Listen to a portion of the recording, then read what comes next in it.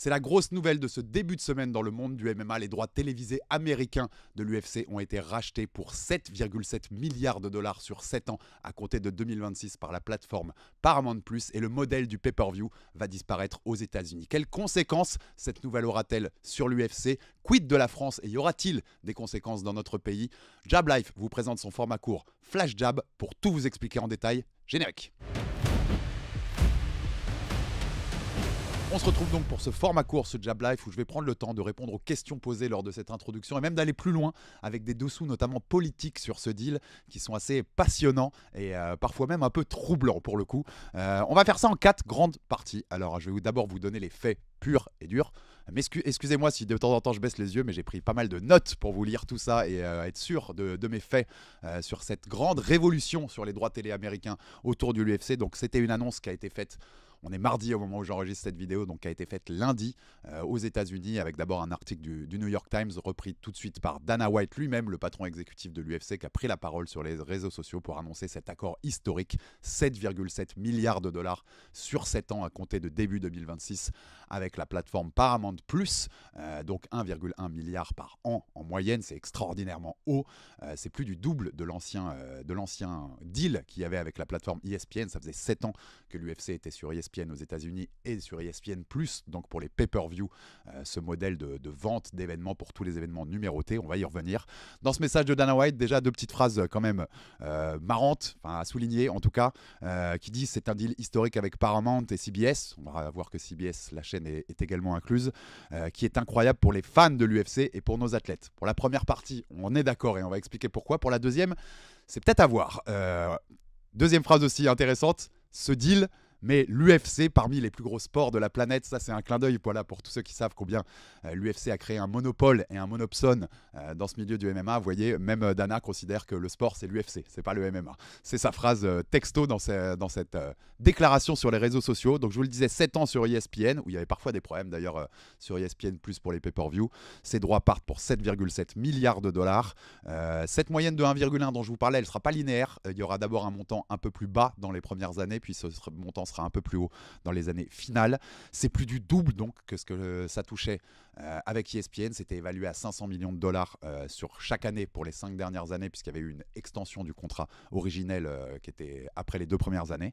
Le modèle de pay-per-view disparaît. C'est la grande révolution de ces nouveaux droits télé pour les États-Unis, où on devait payer donc pour chaque événement numéroté en plus une somme qui était quand même rondelette et qui faisait qu'à la fin de l'année on pouvait s'approcher, même on s'approchait bien, voire les dépasser parfois, des 1000 dollars pour pouvoir suivre tous les pay-per-view quand on était aux États-Unis. Et bien cette fois, on aura juste à payer son abonnement sur la plateforme Paramount+, plateforme qui est là-bas aux États-Unis à 8 dollars l'abonnement le moins cher et à 13 dollars l'abonnement le plus cher sans les pubs. Donc vous voyez, c'est quand même une révolution incroyable, puisque même en prenant l'abonnement le plus cher, pour 150 dollars à l'année, on pourra avoir tous les événements UFC. Je dis bien tous les événements UFC, c'est-à-dire que ce contrat inclut les 30 Fight Night. Vous connaissez les Fight Night, les événements un peu moins importants. Certains se passent à l'Apex, d'autres dans des salles avec un peu plus de public. L'Apex, le centre névralgique de l'UFC à Las Vegas. Et les 13 événements numérotés. Donc les 13 plus grands événements. UFC 319 par exemple la semaine prochaine, ce week-end à Chicago avec Dricus du Plessis contre Khamzat Chimaev pour la ceinture des moins de 84 kg. C'est un événement numéroté. Ce sera en pay-per-view puisque ce contrat avec Paramount n'est pas encore en place. Ce sera l'année prochaine. Mais l'année prochaine, cet événement-là, les Américains y auront droit avec leur abonnement à Paramount+, qui est une plateforme où vous pouvez aussi retrouver des séries, des films. Il y a plein d'autres choses à disposition, pas que l'UFC. Donc c'est vraiment une révolution pour le consommateur et le fan américain.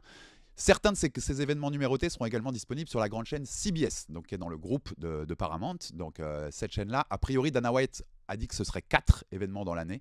Donc sans doute les 4 événements les plus importants. On peut penser à l'International Fight Week, qui est toujours fin juin, début juillet. L'année prochaine, ce sera peut-être un événement à la Maison Blanche. On sait que ça a été teasé d'ailleurs, et Dana en parle dans cette interview à CBS Sport. On peut penser à l'événement au Madison Square Garden, par exemple, qui est tous les mois de novembre. Donc les 4 plus gros événements, je pense, de l'année seront à la fois conjointement sur la plateforme Paramount+, et sur la chaîne CBS. Au départ, Marc Shapiro, qui est le président du TKO Group, avait teasé qu'il y en aurait peut-être plus sur CBS, mais c'est assez logique qu'ils en mettent que 4, puisque l'intérêt quand même de ce deal pour Paramount, c'est que le plus de gens possible s'abonnent à leur plateforme Paramount+. Donc il ne fallait pas non plus en mettre trop à disposition conjointement sur CBS. Ce président du TKO Group et CEO également du TKO Group, Mark Shapiro, pour ce modèle du pay-per-view et cette disparition, a eu cette phrase dans les interviews qu'il a faites après cette annonce. Le modèle du pay-per-view est un truc du passé, un modèle de l'antiquité. On peut lui dire qu'il avait raison, puisque les derniers chiffres qui tournaient aux États-Unis étaient plus d'un modèle de pay-per-view autour des 200 000 ventes en moyenne ces derniers temps. Donc on sent qu'entre les différentes plateformes comme peuvent l'être Paramount+, le piratage qui explose un peu partout dans le monde, ce modèle il était dépassé. Mais Dana White, il l'entend pas de cette oreille quand même, puisque dans une interview au New York Post aussi ces dernières heures, lui il dit que le modèle du pay-per-view n'est pas mort. Alors pas dans le modèle qu'ils avaient développé à l'UFC au fil des années avec tous les mois un événement numéroté, un pay-per-view, mais il dit voilà, si quelque chose qu'on n'a pas vu venir, une superstar qui éclot, quelque chose comme ça, tout est possible, je le cite, ouvrez les guillemets, tout est possible, et on pourrait faire par exemple des pay-per-view en one shot, c'est-à-dire qu'un jour il décide qu'il y a un combat ou un super fight qui vaut le coup d'en faire en pay-per-view, mais voilà, donc il y en a un qui dit le modèle est mort, l'autre qui dit il est pas encore tout à fait mort, on verra bien ce qu'ils en feront dans le passé, mais on sent que voilà, on part vraiment vers ce modèle de plateforme Paramount Plus pour les spectateurs américains. Alors Paramount, on s'y attendait pas vraiment. Vous avez suivi ces derniers mois, on savait que les droits américains de l'UFC étaient en jeu et que ça aurait peut-être un impact sur le modèle de la plus grande organisation de MMA de la planète. On avait eu le fantasme Netflix dont on a beaucoup parlé, on a parlé d'Amazon, de Warner Bros Discovery, YouTube a même été cité. Paramount n'avait pas beaucoup été cité, même s'il y a quelques personnes quand même, on peut noter Fight Opinion, The MMA Draw qui avait déclaré que ça pouvait être un candidat potentiel, mais ça a surpris quand même pas mal de monde, le fait que Paramount soit finalement l'heureux élu de cette guéguerre pour récupérer les droits de l'UFC. Alors pour finir sur les faits, cette annonce des nouveaux droits pour l'UFC, elle arrive quelques jours après l'annonce, toujours dans le TKO Group, d'un contrat de 5 ans à 1,6 milliard de dollars avec ESPN, donc ESPN qui était l'ancienne maison de l'UFC, pour les premium events de la WWE. C'est l'équivalent des numérotés, mais du côté de la WWE, la grande organisation de catch. On rappelle que la WWE et l'UFC sont dans le même groupe, ce TKO Group. Depuis 2023, il y a eu cette fusion pour rejoindre ce super groupe. Donc voilà, ça place ses billes de tous les côtés du côté de ce TKO Group. C'est aussi quelques jours après l'officialisation de la prise de contrôle de Paramount Global, donc qui est la maison mère de Paramount+, par Skydance Media. Et on va y revenir dans le troisième chapitre de cette petite vidéo, parce que ça a son importance énormément. Et donc il y a un nouveau chef chez Paramount Global, c'est le nouveau CEO David Ellison, un nom aussi que je vais vous reciter tout à l'heure. TKO pensait d'abord, pour la précision, vendre apparemment les 30 Fight Nights et vendre les 13 numérotés à un autre média. Mark Shapiro avait dit il ne faut pas mettre tous ses œufs dans le même panier. Mais finalement, après le deal Skydance Paramount dont je viens de vous parler, Mark Shapiro explique qu'ils ont mis 48 heures à trouver ce nouvel accord. David Ellison, donc ce nouveau patron de Paramount dont je viens de vous parler, de Skydance Paramount, qui d'ailleurs lui-même dit être un grand fan de l'UFC, tenait à avoir tout l'UFC, notamment parce qu'il y a peu de gros droits sportifs qui vont être mis sur le marché ces prochaines années aux États-Unis. Donc il voulait s'assurer d'avoir ce droit qui est quand même un droit premium aujourd'hui sur le marché américain et de l'avoir pour de nombreuses années, puisqu'ils n'en auront pas beaucoup à se mettre sous la main prochainement. David Ellison qui dit 2 points, je cite, l'UFC est un actif licorne qui ne vient qu'une fois par décennie. Donc voilà, on voit cette volonté forte du groupe Paramount de récupérer tout l'UFC au niveau des États-Unis. Gros avantage pour cette plateforme, l'UFC vous le savez puisque vous êtes fan, si vous êtes sur Jab Live, vous suivez le MMA. L'UFC c'est toute l'année, à part 3-4 semaines entre la fin décembre et le début janvier où il n'y a pas d'événement habituellement, il y a tout le temps de l'UFC, tous les samedis. Donc ça ne s'organise pas en saison comme certains sports américains, on peut penser à la NFL par exemple. Donc il n'y a pas cette idée que des abonnés vont se désabonner pendant quelques mois parce qu'il n'y a plus le sport qui suit sur la plateforme. Toute l'année, Paramount Plus pourra bénéficier d'événements UFC et ça va leur permettre de garder ses abonnés à long terme sur leur plateforme. Alors quand je dis tout l'UFC, c'est pas tout l'UFC pour le coup et c'est la dernière précision de cette première partie sur les faits, puisqu'ils ne sont pas mentionnés dans le deal. Road to UFC, les Dana White Contender Series, dans laquelle ce soir, à l'heure où je vous parle, Eliane Boafria va tenter de ramener un contrat à l'UFC. Vous savez, c'est cette émission où des athlètes du monde entier ont leur chance de pouvoir séduire Dana White et d'obtenir un contrat à l'UFC. Donc c'est Dana White Contender Series, Road to UFC et The Ultimate Fighter, l'émission de télé-réalité de l'UFC qui peut aussi offrir un contrat à son gagnant. Elles ne sont pas dans ce deal et Dana White a dit au New York Post que il cherchait une autre maison pour ces trois contenus-là. Donc cette contenu contenus-là ne seront sans doute pas sur Paramount Plus aux États-Unis et on leur trouvera voilà, un nouveau diffuseur. Donc à suivre ce qui va se passer pour ces 3 programmes-là. On passe à la deuxième partie qui vous intéresse, je sais, beaucoup, puisque j'ai eu beaucoup de messages sur les réseaux sur ce plan-là. C'est quid de la France? Est-ce que ça a une conséquence sur la France, ce rachat des droits télé aux États-Unis par Paramount? Alors, pour l'instant, non. Mais je dis bien pour l'instant. Point essentiel, Paramount s'est dit intéressé, et je cite, par l'achat des droits internationaux de l'UFC. Alors ces droits internationaux, il faut savoir que ça s'organise dans tous les pays en cycle. Aujourd'hui, il y a 210 pays dans le monde qui diffusent l'UFC. Environ un tiers de ces droits, chaque année, sont remis en vente, selon les différents cycles et les différents contrats signés. Il leur faudrait donc, en gros, s'ils veulent se récupérer tout, il leur faudrait 3-4 ans maximum pour pouvoir potentiellement tout récupérer sous l'égide de la plateforme Paramount+, qui est disponible en France aussi, on va y venir.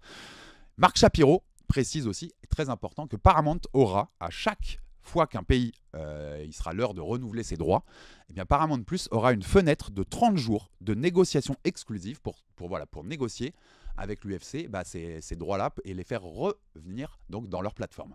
Rendez-vous donc en France en 2027. On sait que ça a été sorti dans différents médias, dont l'équipe, que les droits de l'UFC en France sont détenus jusqu'en 2027 par RMC Sport. Pour le coup, je connais bien, vous le savez, mon ancien employeur.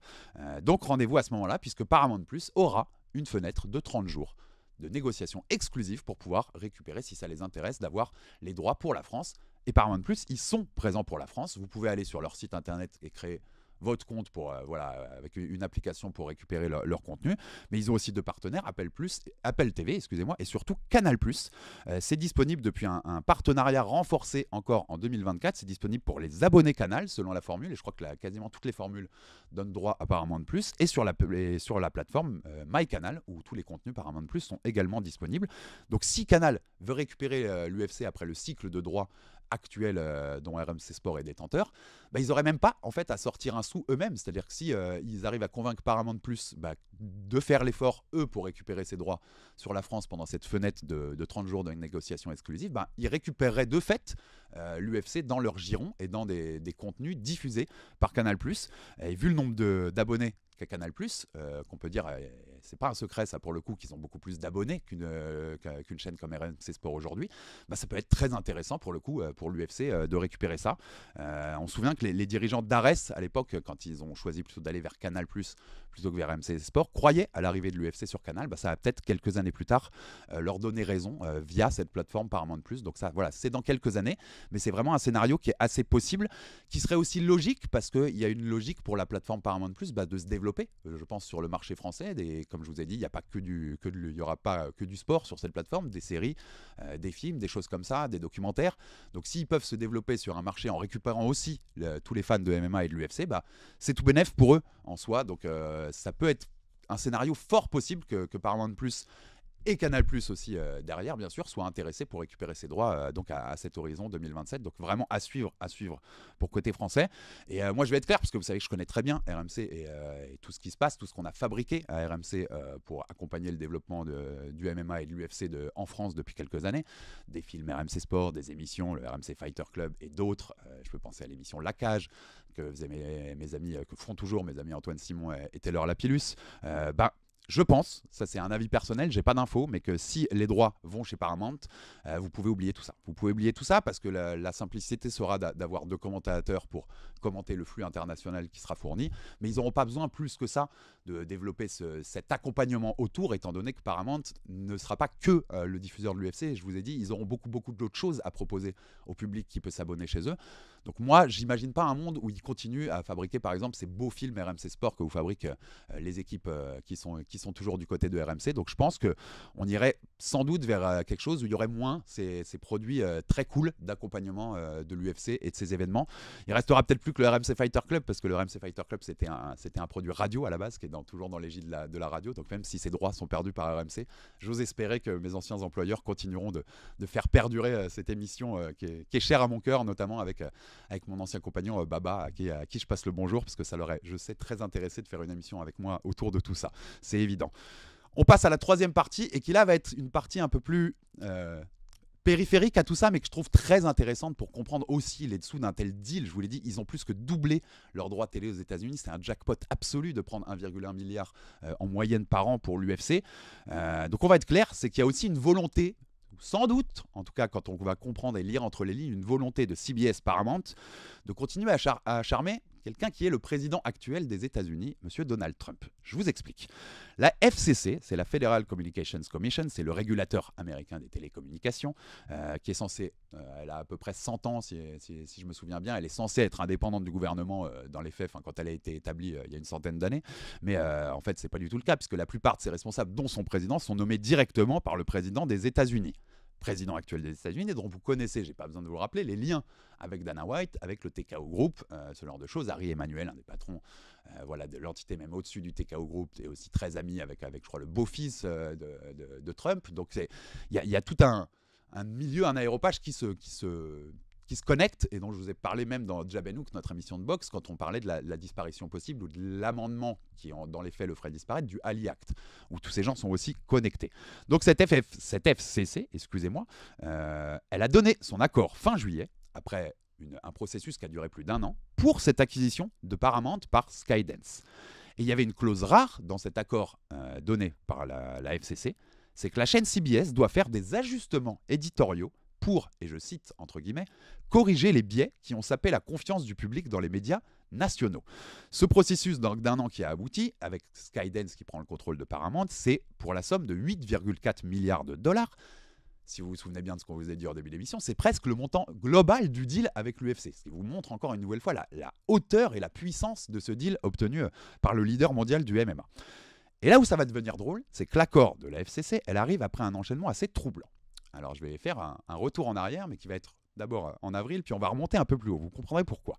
En avril, le président américain s'en est pris à 60 Minutes. 60 Minutes, c'est une émission mythique de la télé américaine et une des émissions phares de CBS, en l'accusant de diffamation contre lui. Il a également dit que la chaîne CBS était hors de contrôle, je cite, et a demandé des sanctions à l'encontre de cette chaîne de la part de la FCC pour son, je cite encore, comportement illégal. Mais il y a beaucoup mieux. Et là, on va remonter en octobre dernier, pendant l'élection présidentielle américaine. Donald Trump avait alors attaqué CBS en justice en reprochant à 60 Minutes, l'émission dont je viens de vous parler, d'avoir modifié une interview de sa rivale pour la présidence, Kamala Harris, en la coupant, en faisant du montage et en coupant une partie de l'interview, pour que l'interview soit plus favorable à Kamala Harris.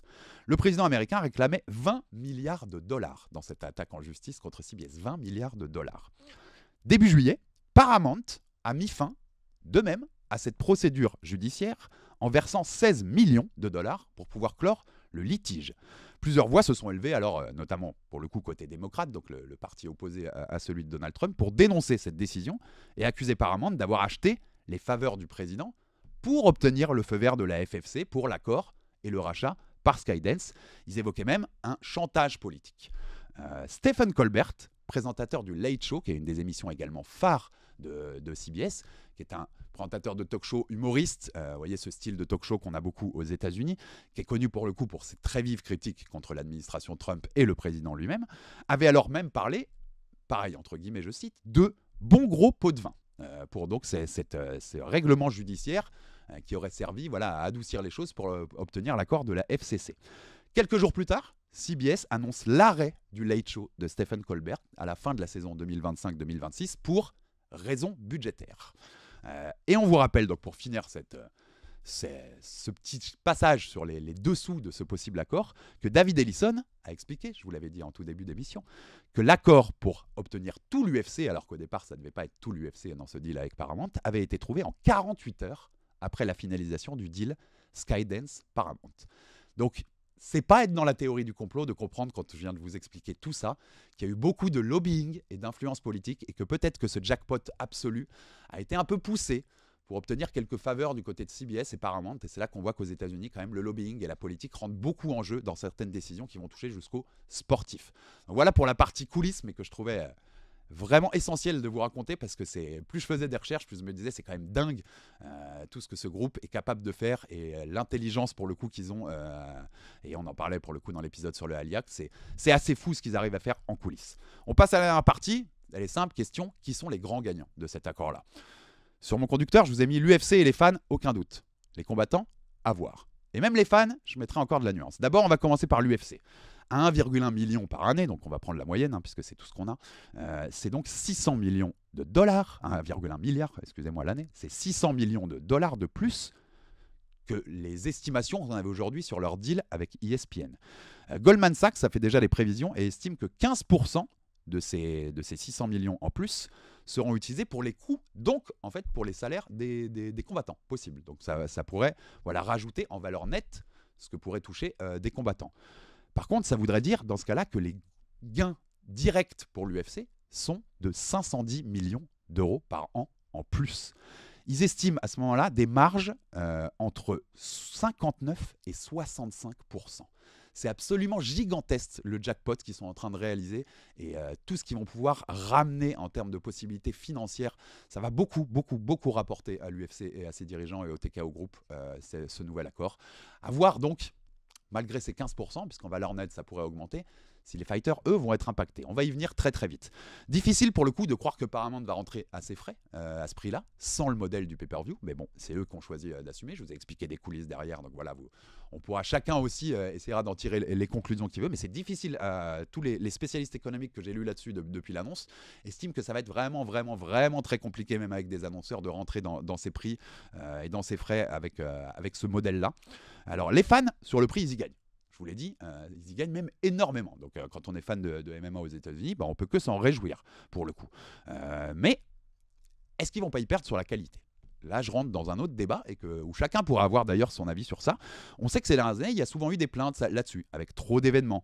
Je faisais une comparaison, je recherchais pour le coup, il y a 20 ans, en 2005, il y avait 10 événements UFC à l'année. Aujourd'hui, le modèle donc est sur 43 événements à l'année, sans compter les Dana White Contender Series ou The Ultimate Fighter.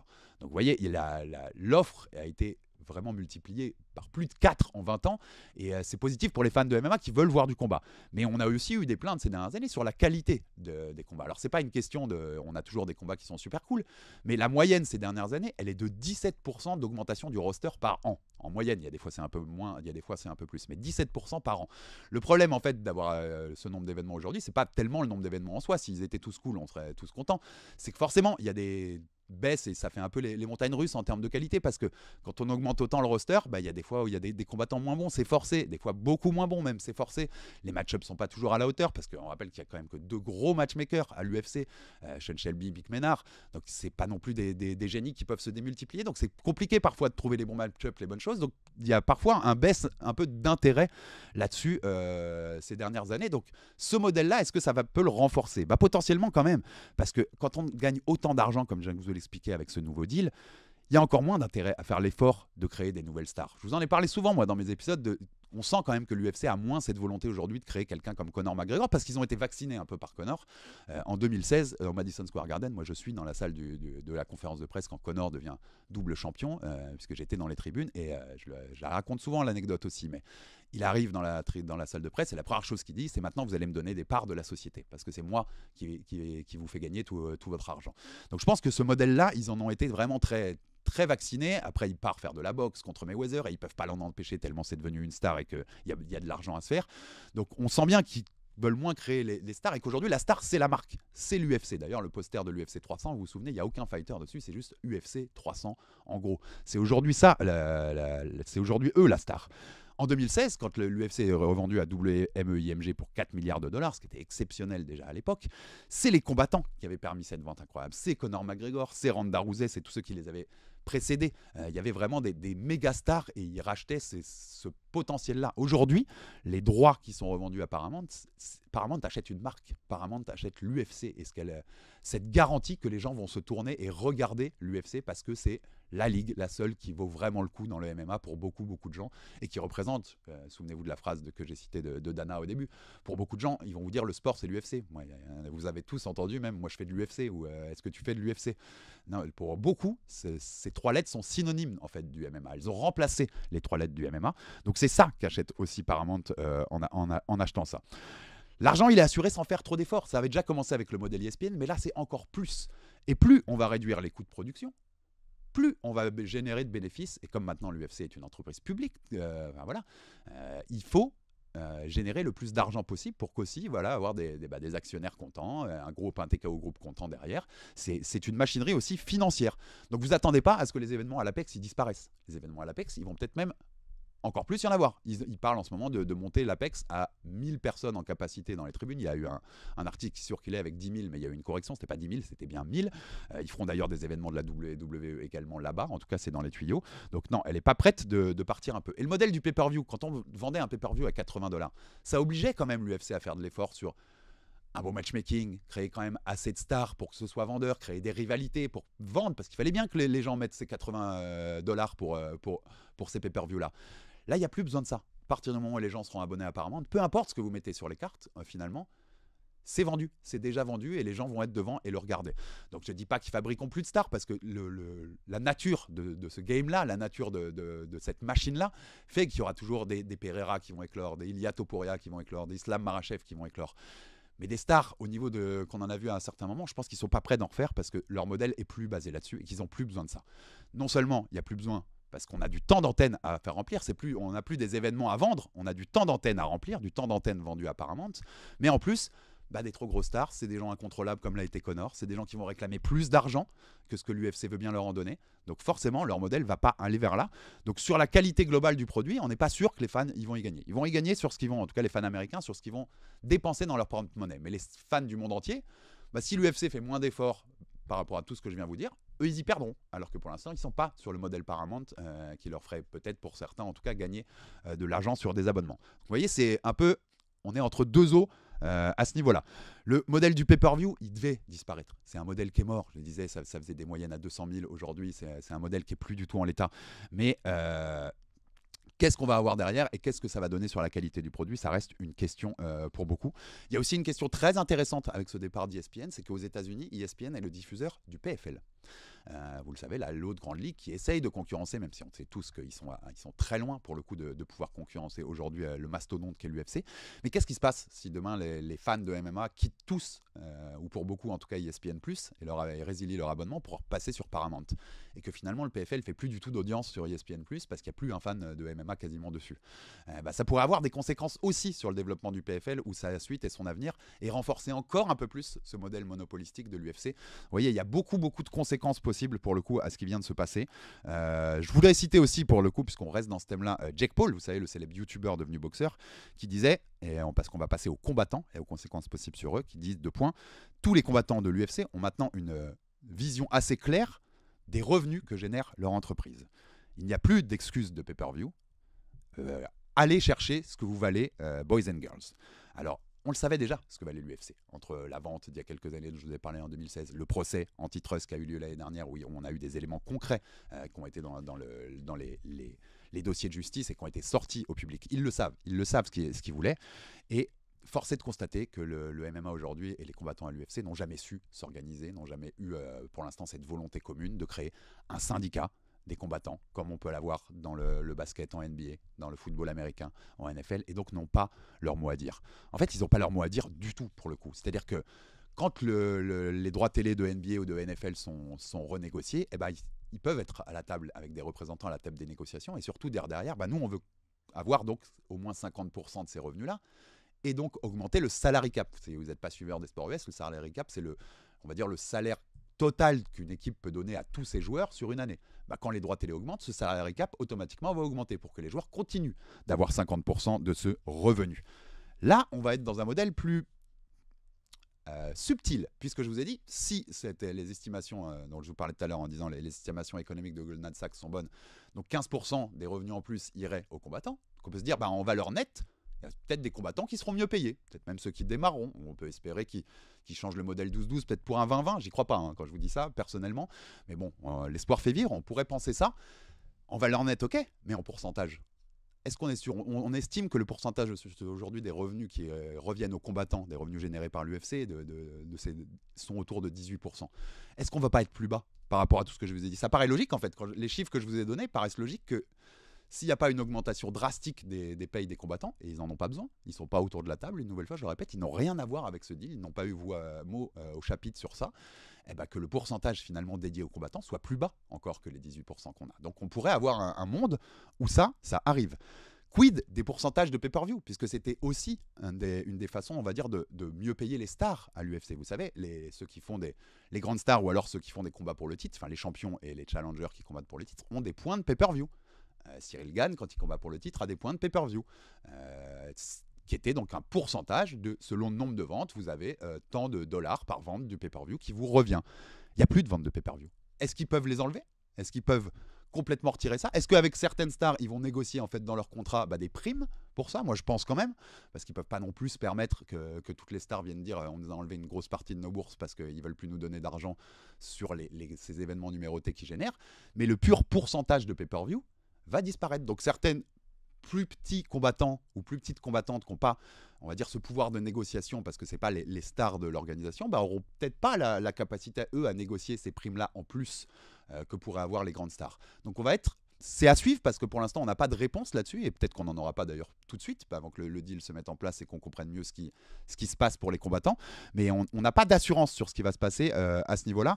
Et quand on connaît quand même la façon dont a fonctionné l'UFC avec ses combattants, notamment avec ce procès antitrust, quand on a vu certains témoignages, on peut douter du fait que leur volonté soit de renforcer le salaire des combattants. Ils vont encore renforcer leur situation monopolistique avec tout ça. Ils vont encore avoir plus de moyens pour la renforcer. Le PFL peut être plus mal, je vous l'ai expliqué. Il y a un moment, ça deviendra encore plus ce qu'on connaît aujourd'hui en fait, c'est-à-dire vous voulez pas combattre chez nous à ce prix-là, très bien, la porte elle est ouverte et allez dans des organisations vraiment mineures et où vous ne serez pas exposés, où vous ne deviendrez jamais des stars de votre sport et vous pourrez jamais être considéré comme le numéro 1 au monde. Et ils auront encore plus cette force de frappe là. Donc qu'est-ce qui les empêche de rester à ces salaires-là et de dire nous on vous augmente même pas du tout et on négocie quelques primes avec les stars pour leur présence. C'est quand même, ça reste ultra dangereux pour ce modèle-là, pour les combattants. Et cette position peut être encore renforcée et avec des athlètes donc, qui touchent un pourcentage moindre de ce jackpot global. Je vous l'ai dit, ils n'ont jamais su s'organiser en syndicat, ils n'ont jamais su s'organiser pour étendre le Ali Act qui vienne protéger les gens du MMA plutôt que d'être aujourd'hui sur un modèle où il va être détruit pour pouvoir faire ce système et ce modèle monopolistique autour de la boxe, notamment avec Turquie. Donc les combattants aussi ont une part de responsabilité là-dessus parce qu'il fallait s'organiser. Il fallait s'organiser et ils avaient le modèle devant eux, NFL, NBA, je l'ai déjà dit, et les autres ligues majeures américaines. Aujourd'hui, ils vont peut-être en subir les conséquences. Mais vous étonnez pas si vous voyez plus à l'avenir aussi de décisions comme des gens comme Saladin Parnasse qu'on a reçu dans Grand End Talk et que voilà qui vous explique qu'aujourd'hui quand il y a une telle différence de paye avec ce qu'il y a ailleurs, c'est compliqué de venir et que la legacy qu'on nous vend pour dire si tu n'auras pas ta legacy, si tu n'y vas pas, c'est bien gentil mais c'est pas ce qui va remplir votre frigo à la fin de votre vie et c'est pas ce qui va vous assurer un avenir. Et on sait que c'est un sport très dangereux où on l'a vu encore avec nos deux boxeurs japonais décédés à qui on aura un hommage. C'est un sport où en un coup tout peut s'arrêter, votre carrière peut s'arrêter, votre vie peut s'arrêter. Donc c'est des sports où c'est compliqué de se dire voilà j'y vais pour la legacy, l'héritage. Il y en aura toujours et force à eux qui voudront aller chercher ce défi sportif, bien entendu, parce que c'est la meilleure ligue du monde. On va pas se mentir, l'UFC c'est toujours la meilleure organisation du monde, la plus forte et là où il y a les meilleurs combattants, là où il y a le plus grand défi sportif. Donc c'est bien sûr logique que tout le monde veuille y aller et certains quand ils arrivent en haut, s'ils deviennent des vrais superstars, mais c'est de plus en plus rare, hein, ça se compte vraiment sur les doigts de la main, ceux qui font ça aujourd'hui peuvent accéder à des richesses que d'autres organisations ne leur donneront jamais parce que tous les sponsors affluent. Mais la majorité des gens aujourd'hui à l'UFC, c'est pas leur cas, des combattants. Et ils se battent juste pour essayer d'exister et de devenir le plus fort au monde. Et ça, c'est ultra respectable pour le coup. Et force à eux, vraiment. Et le dernier point là-dessus, c'est qu'il y aura, on pourrait se dire qu'il y a une meilleure exposition puisqu'ils seront sur Paramount+, qui est un truc un peu global, où il y a des films, donc des séries, où on peut toucher plus de gens, grand public. Peut-être. Sur le global peut-être, mais sur la cible des fans de sport de combat par exemple, j'en suis pas sûr. J'en suis pas sûr et je pense même, je dirais même l'inverse a priori, parce que ESPN au moins c'était des fans de sport pur et dur, on le savait. Je suis pas sûr que le mec qui vient sur Paramount Plus pour regarder son film ou son documentaire, même s'il voit des panneaux d'affichage, il se met à cliquer sur l'UFC. Donc voilà, mais on peut utiliser cet argument, j'entendrai qu'on utilise cet argument. Je reprendrai aussi d'ailleurs ce qui s'était passé à l'époque, l'exemple Ares entre Canal et RMC. Ils ont été au plus offrant chez Canal+, et celui qui avait le plus d'abonnés et qui avait le nom le plus fort symboliquement. Maintenant, je pense que moi, l'exposition qu'il y avait sur RMC entre les films qu'on pouvait faire, les émissions d'accompagnement, aurait donné plus de valeur aux événements en soi de cette organisation-là. Donc c'est un choix à faire. Les deux s'entendent, les deux ont des arguments. Mais quand on quitte la cible qu'on vise, qui pour le coup en France était RMC Sport avec les fans de sport de combat qui sont tous là puisqu'il y avait l'UFC, eh ben, on quitte aussi cette cible et cette mise en valeur. Donc il y a une balance entre ces deux trucs-là, donc à chacun de trancher et chacun tranchera pour ça. Et je vais conclure parce que vous savez que sur Jab Life, on parle de MMA mais on parle aussi de boxe. Sachez quand vous avez en tonneau de chiffres, je vous le répète, 7,7 milliards de dollars sur 7 ans, donc 1,1 milliard de dollars par an en moyenne. Sachez que la boxe qui vient de perdre son dernier diffuseur aux États-Unis, grande chaîne diffuseur aux États-Unis, c'est ESPN avec Top Rank. ESPN n'a pas renouvelé le contrat de Top Rank pour 80 millions de dollars annuels. 80 millions de dollars annuels. Ça vous donne aussi l'état de différence entre ces deux sports aujourd'hui sur le marché américain. Et ça renforce un peu cette idée, et on peut en penser pas que du bien. Vous le savez, si vous suivez Jab & Hook, que je suis pas fan du modèle qu'ils veulent créer avec TKO, donc Zuffa Boxing, en association avec Turquie et l'Arabie Saoudite pour créer une sorte de modèle UFC sur la boxe. Et ben, en tout cas, eux ont montré avec la WWE, avec l'UFC, qu'ils avaient créé un modèle qui permettait de rendre ce truc économiquement ultra viable pour l'organisation en tout cas. Je ne suis pas sûr pour les combattants. Ça, c'est un autre débat dont on a aussi parlé dans notre émission spéciale Ali Act. Mais en tout cas, pour l'organisation et les bénéfices qu'elle peut générer, c'est évident. Aujourd'hui, c'est plus facile pour l'UFC qu'un monopole. Mais s'ils arrivent, par rapport à la boxe où il y a beaucoup de promoteurs différents, mais s'ils arrivent à créer ce modèle-là avec leur système Zuffa Boxing, pas tout de suite, mais à moyen, long terme, eh ben peut-être qu'ils arriveront à refaire de la boxe un acteur qui compte dans le sport et qui rapporte plus d'argent que ce qu'il a aujourd'hui. Voilà. Ce chiffre du montant que ESPN a refusé de payer pour renouveler Top Rank, ça fait froid dans le dos pour cette différence-là entre boxe et MMA. Mais on aime les deux sports et on continuera de vous en parler sur Jab Live. J'espère que vous avez apprécié ces explications un peu techniques parfois, mais qui résument bien tout ce qui s'est passé autour de ce rachat des droits télé américains par Paramount+, la plateforme, et qu'on pourrait donc potentiellement, dans quelques années, être également le diffuseur de l'UFC de notre côté en France. À très vite les gars sur Jab Live, à Eldrick & Herbie, Jab Culture et toutes nos émissions comme d'habitude. Salut, ciao.